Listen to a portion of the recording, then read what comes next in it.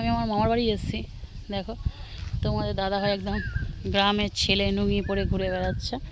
যাই হোক, ভীষণ কালো লাগছে। তো এখানের ওয়েদারটা তোমাদের দেখাই, ভীষণ রোদও আছে আবার হাওয়াও চলছে। হাওয়া চলছে, দেখো জামা কাপড়গুলো কেমন উঠছে তারা দেখলেই বুঝতে পারবে।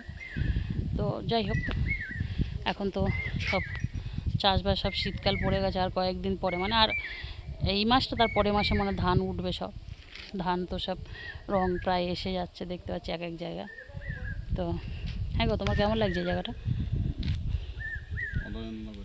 কেমন লাগছে এখানটা সত্যি বলো?